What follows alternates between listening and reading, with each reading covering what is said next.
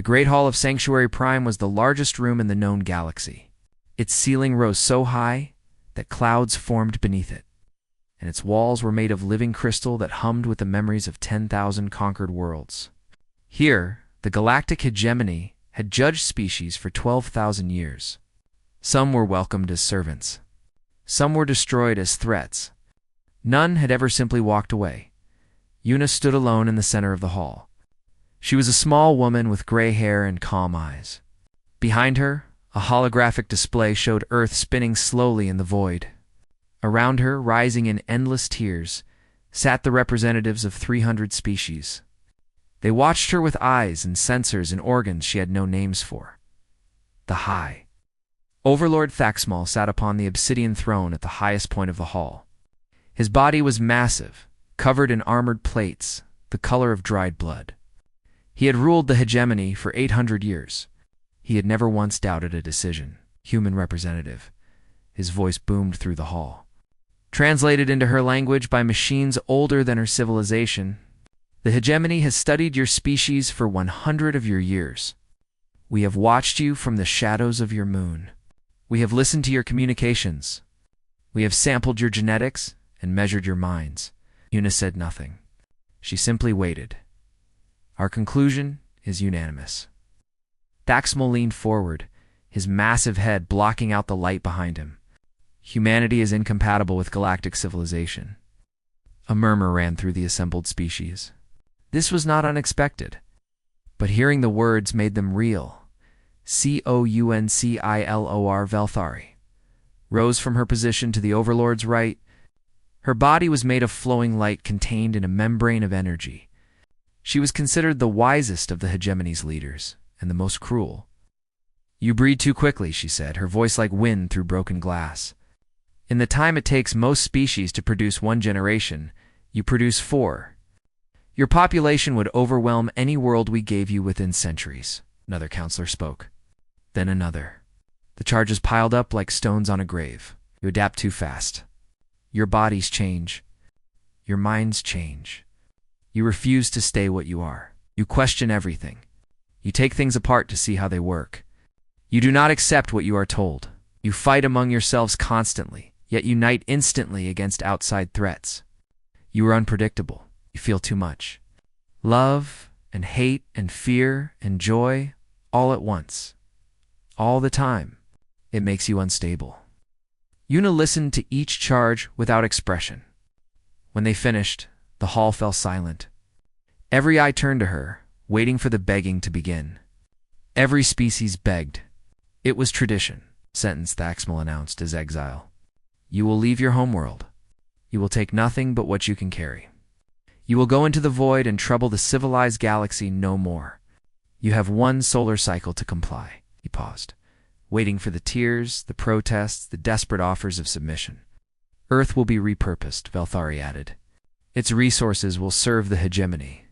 Its location will become a military outpost. Every trace of your species will be erased from its surface. This is our mercy. We could simply destroy you. The silence stretched. Una looked up at the assembled powers of the galaxy. She looked at beings who had conquered stars and shaped the fates of billions. She looked at creatures who expected her to fall to her knees. Then she smiled. It's very well, she said. She turned and walked toward the exit. Her footsteps echoed in the stunned silence. Wait, Velthari called out. Do you not wish to appeal? To negotiate? To beg for more time? Una stopped, but did not turn around. Why would I beg for something I do not want? You do not want your world. Earth is beautiful, Una said softly. We have loved it for 300,000 years. But it is not a cage. It is not a chain. It was simply where we started. She looked over her shoulder, and her smile had grown cold. You are giving us the stars. Why would I complain? She walked out. Back on Earth, the message arrived within hours. Emergency Coordinator Taiho received it in the underground bunker where humanity's leaders had waited. He was a tall man with tired eyes and steady hands. He had prepared for war. He had prepared for submission. He had not prepared for this. They're exiling us, he said, reading the message again, as if the words might change. "They're taking Earth and telling us to leave." Around him, the other leaders reacted with shock, with anger, with despair. One general slammed his fist on the table and demanded they fight. One diplomat wept and asked how they could negotiate. One scientist simply stared at her hands and said nothing. Taiho raised his hand for silence. It took a long moment, but they quieted. "I spoke with Representative Yuna before she entered the hall," he said. "She told me something. She said that the hegemony has ruled for 12,000 years by making species choose between submission and destruction. They have never encountered a species that chose neither." "What other choice is there?" the general demanded. Taiho pulled up a star map. It showed the known galaxy, controlled entirely by the hegemony and its subject races. But at the edges, marked in red, were vast regions labeled with warnings: dangerous, unstable, forbidden. Not as refugees, not as beggars. We leave as explorers. We go where they are afraid to go. We find what they are afraid to find. And we become something they cannot exile, because we will no longer need their permission to exist. The room was silent. Then the scientist who had said nothing finally looked up. Her name was Jisoo, and she had spent her life dreaming of ships that could cross the void. "I can build them," she said quietly. "Give me 6 months and every resource we have. I can build ships that will take us anywhere." Taiho nodded. Then he broadcast the message to every screen, every speaker, every device on Earth. The message was simple: they do not want us here. So we are leaving. Not because they told us to, because we choose to. Bring everything. Leave nothing. We will not be coming back. 8 billion people looked up at the stars, and they began to pack. The hegemony expected panic. They positioned their observation ships in orbit around Earth and watched with sensors that could count individual heartbeats. They expected riots in the streets. They expected governments to collapse. They expected humans to turn on each other in desperation, fighting over the few ships that could carry them to safety. Instead, they saw something that made no sense to them at all. They saw cooperation. Within 1 week of the exile announcement, every nation on Earth dissolved its borders. There were no more countries. There were no more armies. There was only humanity, and humanity had work to do. Jisoo stood at the center of the global construction effort. She had not slept in 3 days, but her eyes were bright with purpose. Around her, holographic displays showed the progress of the departure fleet. 12 massive ships, each one larger than any vessel the hegemony had ever built. Each one designed to carry millions of people and everything they would need to start again. "The hegemony is confused," her assistant Minho reported, pulling up intercepted communications. "They keep asking each other why we are not fighting." Jisoo smiled without looking up from her calculations. "Because fighting would mean we want to stay. We do not want to stay. We want to leave, but where will we go? The galaxy is controlled by the hegemony." Jisoo pointed to the red zones on the star map. The forbidden regions. The places where the hegemony's ships did not go, where their sensors did not reach, where something waited that they had never been brave enough to face. There, she said, "We go there." Across the planet, the great dismantling began. Humans did not simply pack their belongings. They took everything. Mining machines dug into the earth and extracted every useful mineral. Robots stripped abandoned cities of their metals. Seed banks were loaded onto ships. Museums were emptied. Libraries were digitized. Every piece of art, every piece of music, every piece of writing that humanity had ever created was copied and stored in crystal matrices that would last for millions of years. The hegemony's observers watched in growing confusion. "They are taking the oceans," one reported. Unable to believe his own sensors, they are literally draining the water and storing it in containers. "They are taking the soil," another added, layer by layer. "They are preserving the bacteria, the fungi, the worms, everything. They are taking the bones of their dead. They are digging up their ancestors and bringing them along." Valtheri received these reports on Sanctuary Prime and felt something she had not felt in centuries. unease. Let them take their trinkets. Thaxmel rumbled when she brought her concerns to him. They are leaving. That is what matters. But they are leaving too peacefully. They are leaving too organized. They are leaving as if they planned this. It's impossible. No species plans for exile. Ow! But Valtheri was not so sure. On Earth, Captain Doyon walked through the construction site of his ship, the New Dawn. It was the flagship of the departure fleet, and it was almost complete. Its hull was made of metals that had never existed before, created by human scientists working without sleep. Its engines used principles that even Jizu did not fully understand. Borrowed from old theories that the hegemony had dismissed as impossible. His navigation officer Hijin fell into step beside him. She was young, barely 30, but she had studied the forbidden regions of space more than anyone else alive. The route is ready, she said, handing him a data crystal. It takes us through unstable space, past 3 collapsed stars, and into the region the hegemony calls the graveyard. Because every ship they ever sent, there never came back. Looked at the crystal in his hand. And you think we will be different?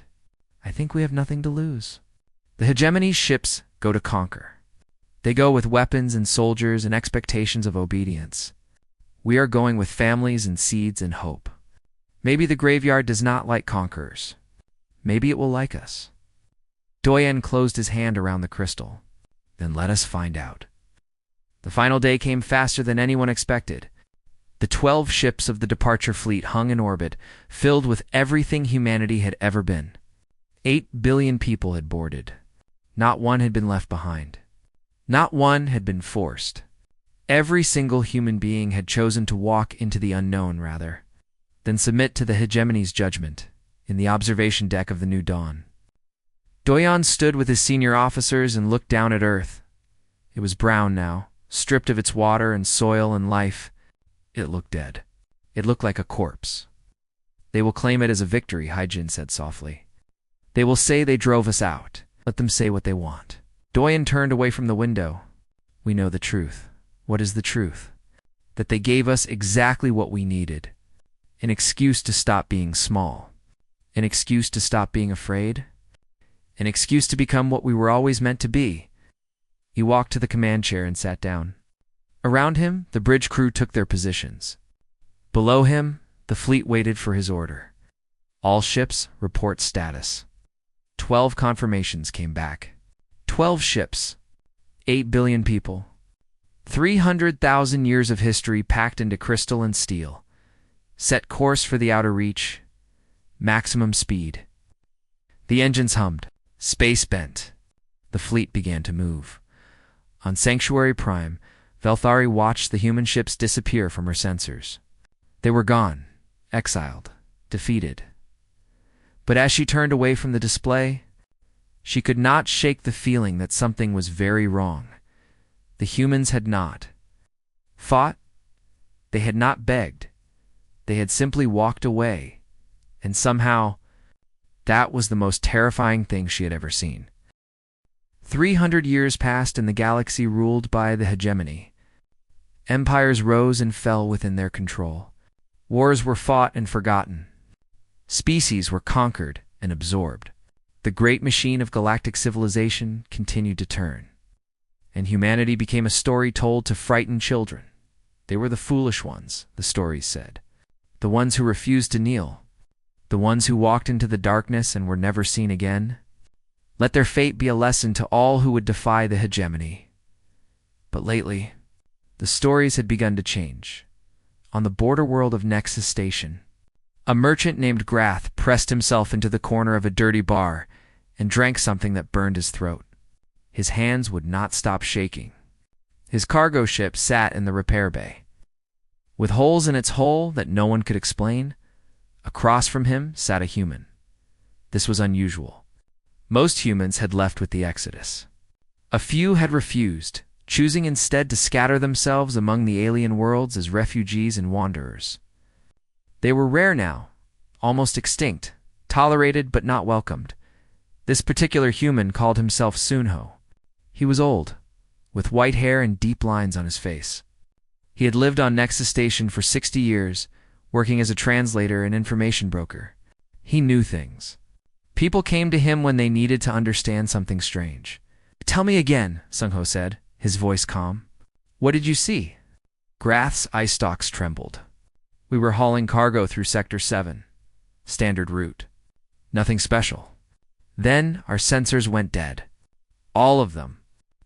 Like someone had switched them off. And then they were just there. Ships. Black ships. They came out of nothing, out of nowhere. They did not use jump gates. They did not use normal space. They just appeared." Seon-ho leaned forward. "How many?" "3, but they were huge. Bigger than anything I have ever seen. Bigger than hegemony battleships. Bigger than stations." Grath took another drink with shaking hands. "They scanned us. I could feel it. Feel them looking through our ship, through our cargo, through us. Like they were reading our minds. Did they attack? No, that is the strange part. They just looked, and then one of them spoke. Not through communications. Through everything. Through the walls, through the air, through our bones. One word over and over. What word?" Grath's voice dropped to a whisper. "Remembered." They said remembered. Sung-Ho sat back in his chair and smiled. It was not a kind smile. It was the smile of a man who had waited a very long time for news he had always known would come. "Thank you," he said, placing coins on the table. "That is very helpful." "What does it mean?" Grath demanded. "Who are they? What did they want?" But Sung-Ho was already walking away. The reports multiplied over the following months. Ships vanishing near the outer reach.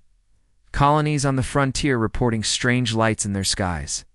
Hegemony patrol vessels going silent, then reappearing days later with their crews alive, but unable to remember what had happened to them. On Sanctuary Prime, the High Council convened an emergency session. Thaxmal was dead now, his 800 years finally catching up to him. His successor, a younger overlord named Krethos, sat upon the obsidian throne and listened to the reports with growing fear. "They are coming back," Veltheri said. She was ancient now, her light dimmer than it had once been, but her mind was still sharp. "The humans, they are coming back." "It's impossible," Krethos said, though his voice lacked conviction. "They went into the graveyard." "Nothing survives the graveyard."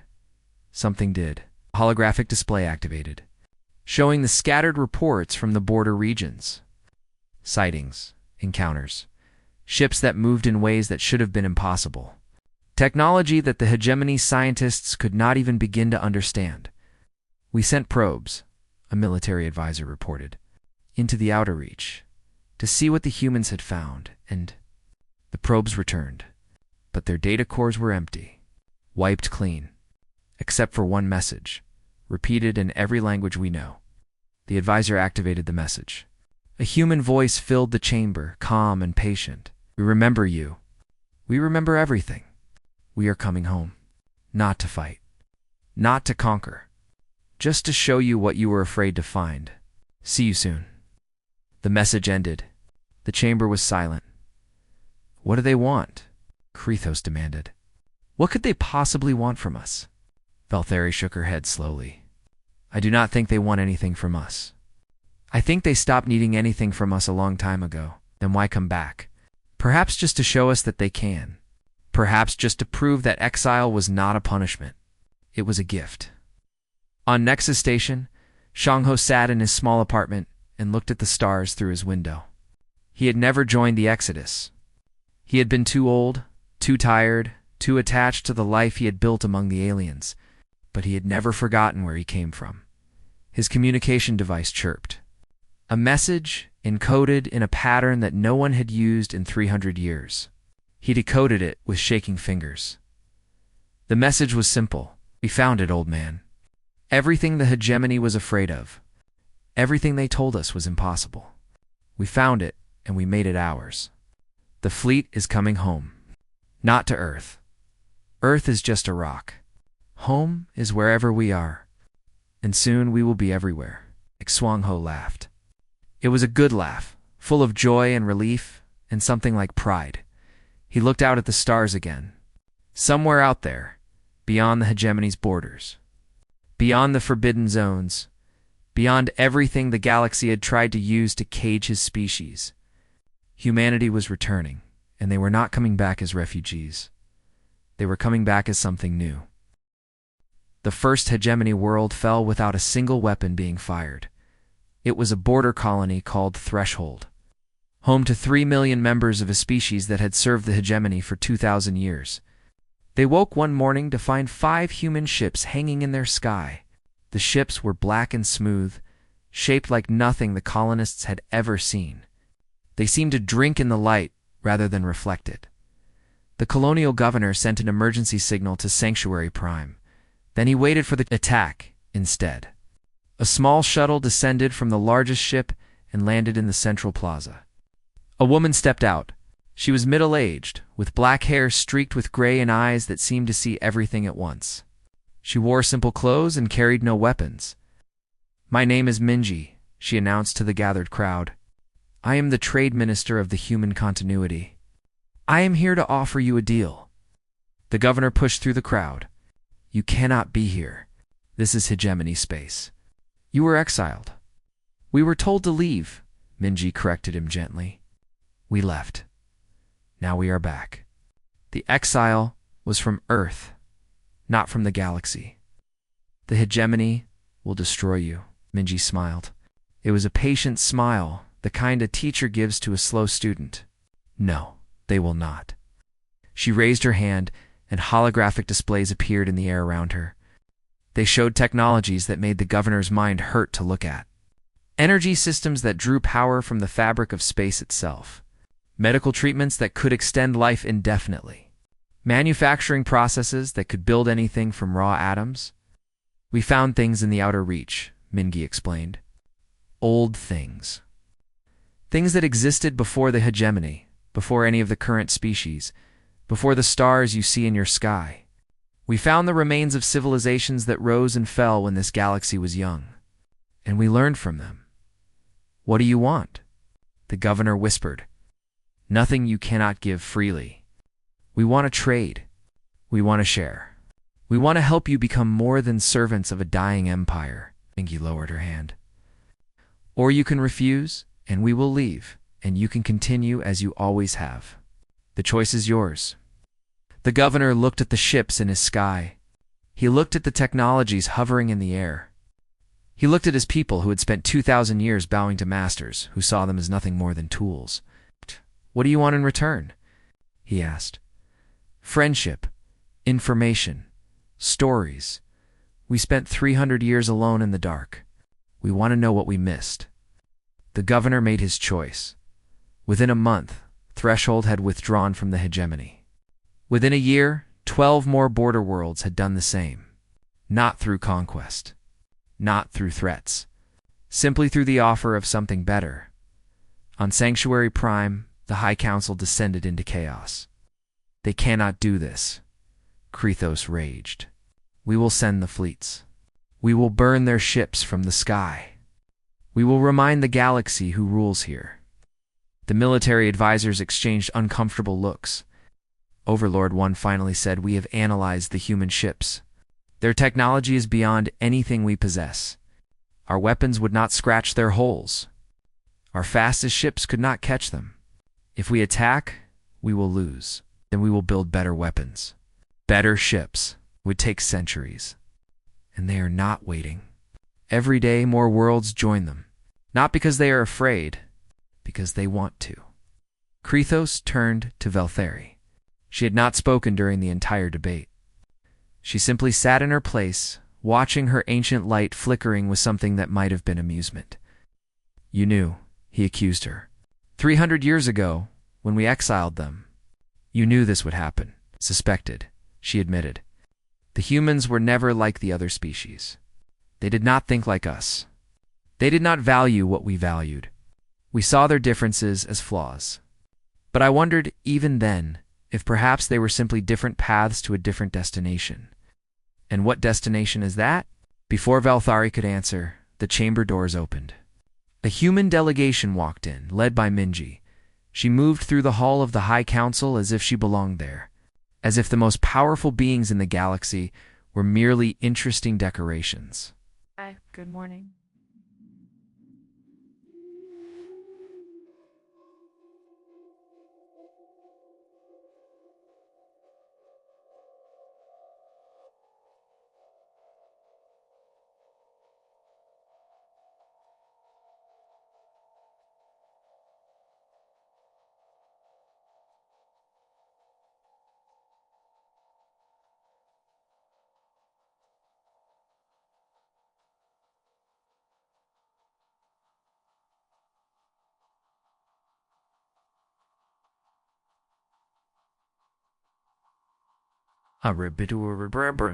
I hope you do not mind us dropping by unannounced.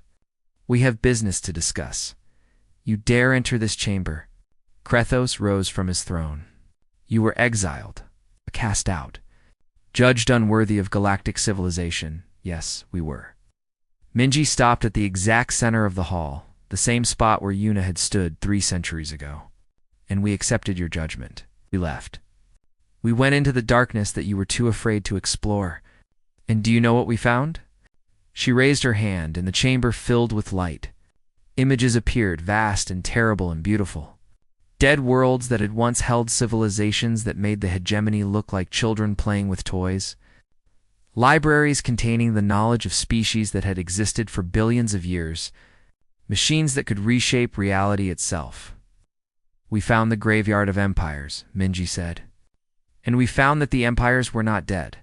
They were sleeping, waiting for someone brave enough to wake them up. The images faded. Minji lowered her hand.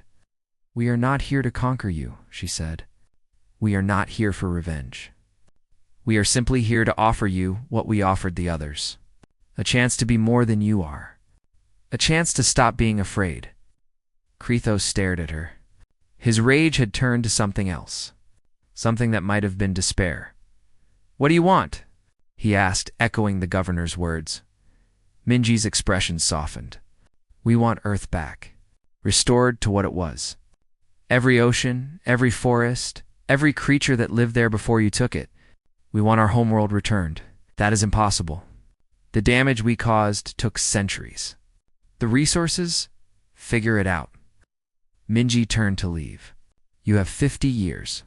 That should be enough. Consider it a gesture of good faith. She paused at the door and looked back at the stunned council. We are not your enemies. We never were. You made us into enemies because you were afraid of what we might become. Now you have seen what we became. It is not too late to become something new yourselves. She walked out. And the hegemony, for the first time in 12,000 years, did exactly what they were told. 50 years was not enough. The hegemony had stripped Earth down to bare rock. They had drained the oceans, burned the forests, poisoned the soil, and scattered the atmosphere. Repairing the damage required technology they did not possess and resources they could not spare. So humanity gave them both. Engineers and scientists from the human continuity worked alongside hegemony crews, rebuilding what had been destroyed. They brought seeds preserved from the Exodus, frozen embryos of animals that had gone extinct, and machines that could purify poisoned ground in days instead of centuries. They asked for nothing in return. When Valthari asked why, a young human engineer named Yemen just shrugged. Because it is our home. Even if we never live there again, we want it to exist. We want it to be alive. Is that so strange? Valthari thought about the hegemony's conquered worlds. The species they had absorbed and reshaped and controlled. The planets they had stripped and abandoned when they were no longer useful. Yes, she admitted. To us, it is very strange. The restoration took 47 years. 3 years ahead of schedule. On the day it was complete, a small fleet of human ships appeared in orbit around Earth. Not warships. Not cargo vessels. Just observation craft. Carrying a few hundred people who had been chosen by lottery to witness the moment. Fleet. Admiral Gunho stood on the observation deck of the flagship and looked down at the planet below. Blue oceans sparkled in the sunlight. Green countenance stretched across the surface. White clouds drifted through an atmosphere that was clean and fresh and alive. It was beautiful. More beautiful than any image from the old records, more beautiful than he had ever imagined. Beside him stood Yunji, the historian of the human continuity. Her job was to record everything that mattered, everything that should be remembered. She was recording now, her devices capturing the moment for future generations. "How do you feel?" she asked him. Junho considered the question carefully. "I feel grateful. Grateful that I lived long enough to see this. My grandmother was born on Earth. She told me stories about it when I was a child. Blue skies and green trees and water that fell from the clouds. I thought they were just stories. Dreams of a place that could never exist. And now I know they were true. All of it was true." A shuttle descended from one of the hegemony ships in orbit. It landed on the restored surface, and a delegation emerged. Valthari was among them, ancient beyond measure now, her light barely visible. She had insisted on coming. She had said she needed to see it with her own eyes. Junho took a shuttle down to meet her. They stood together on a hillside overlooking a valley. Trees covered the slopes. A river wound through the bottom. Animals moved in the distance, creatures whose ancestors had been frozen and preserved and brought back to life after 3 centuries. "It is done," Valthari said. "Your world is restored. Are you satisfied?" "We are grateful," Junho replied. "You did not have to do this. We gave you no choice, but you could have refused. You could have fought. You could have let our world remain dead. We could have. But your trade minister was right. It was time for us to become something new." Valthari's light flickered weakly. "I will not live much longer. A few more years, perhaps? But I wanted to see this before I died. I wanted to understand what we missed 300 years ago." "What did you miss?" "We thought you were weak because you would not fight. We thought you were foolish because you would not beg. We thought you were arrogant because you would not submit." Valthari turned her fading eyes to the blue sky above. "We did not understand that you simply had a different definition of strength. One that did not require destroying others. One that only required becoming more than you were." They stood in silence for a long moment. "Will you stay?" Valthari finally asked. "Now that your world is restored, will humanity return to Earth?" Junho shook his head. "No. Earth is our past. We love it. We will protect it. But we will not live here again. Then what will you do?" "We will keep walking." Junho looked up at the stars, visible even in the daylight through the thin atmosphere. "We reached the edge of the known galaxy. We found what was there. Now we want to see what lies beyond. The space between galaxies, the other galaxies themselves. The edge of the universe, if there is such a thing. That is impossible. The distances are too vast. The journey would take billions of years. But we have time, and we have each other. And we have learned that impossible is just a word that people use when they are afraid to try." Valthari made a sound that might have been a laugh. "And what will you do when you reach the edge of the universe? When there is nowhere left to go?" Junho smiled. "Then we will find a way to go further. That is what we do. That is what we have always done. We walk, and when we reach a wall, we climb it. When we reach a cliff, we build a bridge. When we reach the void, we fill it with ourselves." He turned to leave, then stopped and looked back at the ancient alien.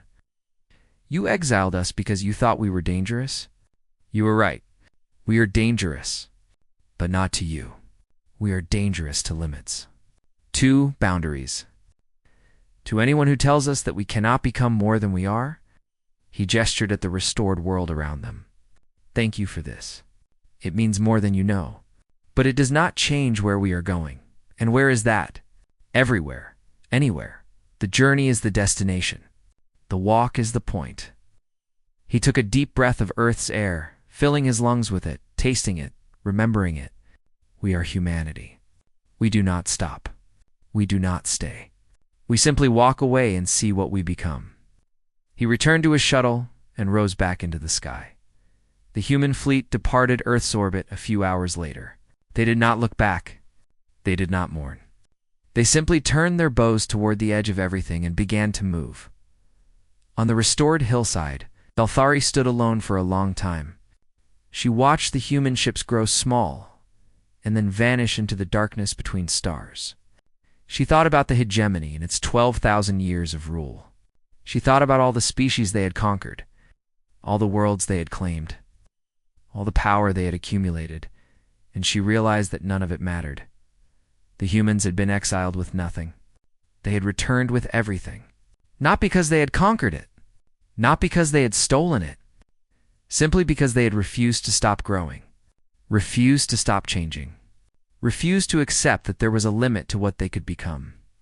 The hegemony had tried to cage them. The cage had become a door.